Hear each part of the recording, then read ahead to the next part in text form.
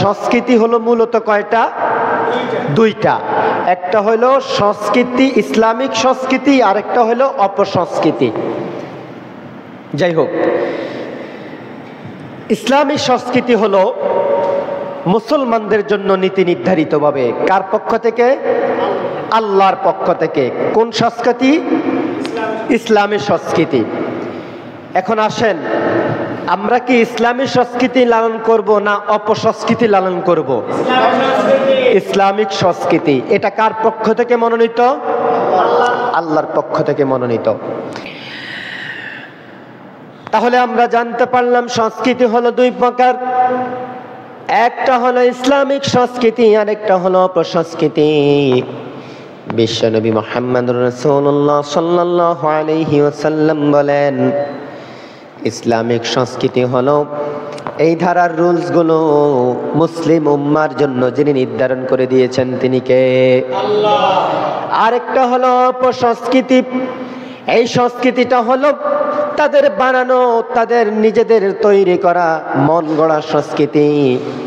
আমাদের অমুসলিম ভাইয়েরা, হিন্দু বলেন, বৌদ্ধ বলেন, খ্রিস্টান বলেন, যত জাতি আছে প্রত্যেকটা জাতির সংস্কৃতি হলো অপসংস্কৃতি। কোন সংস্কৃতি? অপসংস্কৃতি। কারণ এটা তাদের বানানো সংস্কৃতি। আর আমাদের সংস্কৃতি স্বয়ং কার পক্ষ থেকে? আল্লাহর পক্ষ থেকে। এজন্য বিশ্বনবী মুহাম্মদুর রাসূলুল্লাহ সাল্লাল্লাহু আলাইহি ওয়াসাল্লাম বললেন, ইসলামিক সংস্কৃতিটা আমার মাধ্যমে আমার আল্লাহ রাব্বুল আলামিন দুনিয়ার মানুষদেরকে জানিয়ে দিয়েছেন। সুবহানাল্লাহ। আমরা তাহলে মুসলিম জাতি হিসাবে, রাসূলের উম্মত হিসাবে কোন সংস্কৃতি চাই? ইসলামিক সংস্কৃতি। আমাদের সংস্কৃতি হলো একটা, তার নাম হলো ইসলামিক সংস্কৃতি। কোন মুসলমান রাসূলের উম্মত বলে দাবি করে, মুসলিম বলে দাবি করে, কখনো সে নিজেকে ইসলামিক সংস্কৃতি থেকে দূরে ঠেলে নিয়ে অপসংস্কৃতি লালন করতে পারে না। এজন্য বিশ্বনবী বলেছেন, আমার উম্মতদের সংস্কৃতি হলো ইসলামিক সংস্কৃতি। ইসলামিক মূল ধারায় তারা তাদের জীবনটা পরিচালনা করবে। সুবহানাল্লাহ। তাহলে চলুন জেনে নেওয়া যাক সংস্কৃতি মূলত কি। ইসলামিক সংস্কৃতি আর হলো অপসংস্কৃতি, এই দুইটা সংস্কৃতির সমন্বয় হলো সংস্কৃতি। দুইটার সমন্বয় কি? সংস্কৃতি। সেই সংস্কৃতিগুলো কি কি? পারিভাষিকভাবে জানা যায়, সেই সংস্কৃতি হলো একটি জাতির জীবন আচার, চিন্তা ভাবনা, নীতি নৈতিকতা, আচার আচরণ, পোশাক পরিচ্ছদ, ভাষা সাহিত্য, শিল্প, ধর্ম বিশ্বাস, সামাজিক সম্পর্ক ও মূল্যবোধের সমষ্টিগত দিকগুলোকে একত্রিত করলে যা বলা হয় তাকেই বলে সংস্কৃতি। তাকে কি বলে? সংস্কৃতি। এই সব কিছুকে একত্রিত করলে যেটা হয় তার নাম হলো সংস্কৃতি। তার নাম কি? সংস্কৃতি। এখন এই সংস্কৃতিগুলোকে ভাগ করা হয়েছে দুই ভাগে। কয় ভাগে? দুই ভাগে। একটা হলো সংস্কৃতি, ইসলামিক সংস্কৃতি, আর একটা হলো অপসংস্কৃতি। কয়টা? দুইটা। তাহলে এর আগে বলেছি সমষ্টিগত সংস্কৃতি, যা একত্রিত, আর ভিন্নভাবে বললে হয় দুইটি, ইসলামিক সংস্কৃতি আর একটা হলো অপসংস্কৃতি। কথা কি বুঝছেন নি? পর্দার অন্তরালের সম্মানিত মা বোনেরা, করজোরে হাত জোর করে মিনতি করে বলবো, একটু খরগোশের মতো কানগুলো খাড়া করে কথাগুলো শুনবেন। আপনি কি অপসংস্কৃতিতে পড়ে আছেন না ইসলামী সংস্কৃতি লালন করতেছেন? বিশ্বাস করেন, জানার দরকার আছে না নাই? জানার দরকার আছে না নাই? তাহলে আমরা মুসলমান, আমাদের সংস্কৃতি হলো ইসলাম। কি? ইসলামিক সংস্কৃতি লালন করা এটা আমাদের জন্য ফরজ। কি?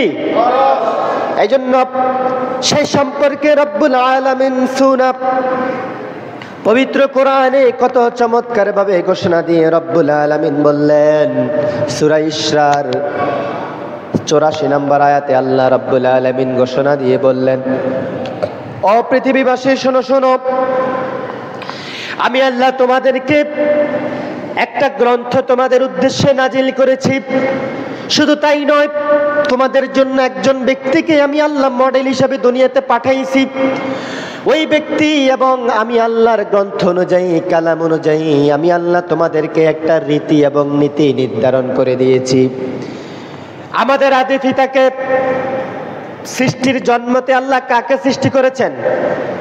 আদমকে। কাকে? আদম এবং হাওয়াকে। আচ্ছা বলুন তো, আদম এবং হাওয়া কোন ধর্মের ছিল? আদম এবং হাওয়া যদি সৃষ্টিকুলের প্রথম হয়ে থাকে, মানব সৃষ্টির প্রথম হয়ে থাকে, তাহলে আদম আর হাওয়া যেহেতু প্রথম সৃষ্টি, তারা যেহেতু মুসলিম ছিল, ইসলাম ধর্মের ছিল, তাহলে আল্লাহ রাব্বুল আলামিন আমাদের জন্য নির্ধারণ করেছেন ইসলাম ধর্ম। সুবহানাল্লাহ। কোন ধর্ম? ইসলাম ধর্ম, ইসলামিক রীতিনীতি। আল্লাহ ঘোষণা দিয়ে বললেন, কুল কুল্লু ইয়ামালু আলা শাকিলাতিহি ফারাব্বুকুম আ'লামু বিমান হুয়া আহদা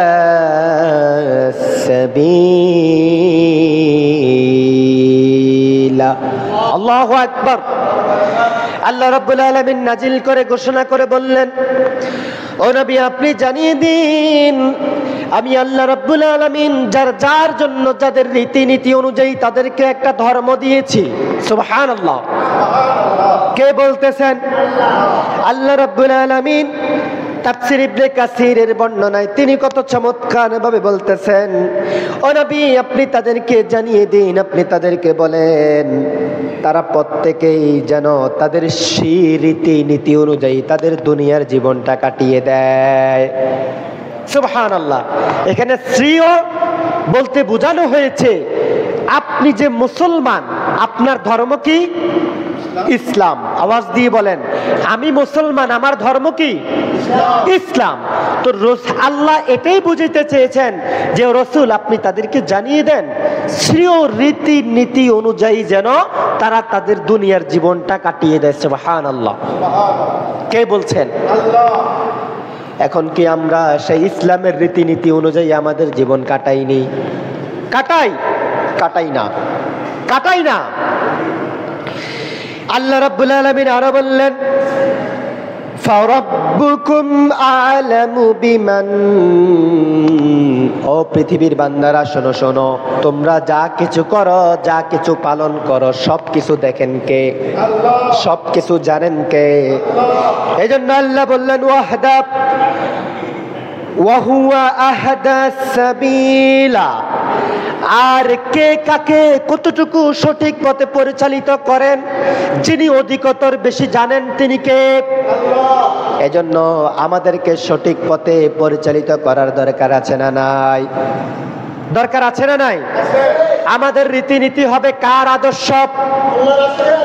রাসূলের আদর্শ অনুযায়ী যদি আপনি আমি আমার জীবনটা করতে পারি, তাহলে এই আয়াত দ্বারা আল্লাহ রাব্বুল আলামিন বোঝাইতে চাইলেন, ও পৃথিবীর বান্দারা শোনো শোনো, আমি আল্লাহ তোমাদের জন্য নির্ধারিত করে দিয়েছি তোমাদের জন্য তোমাদের আদর্শ, তোমাদের রীতিনীতি।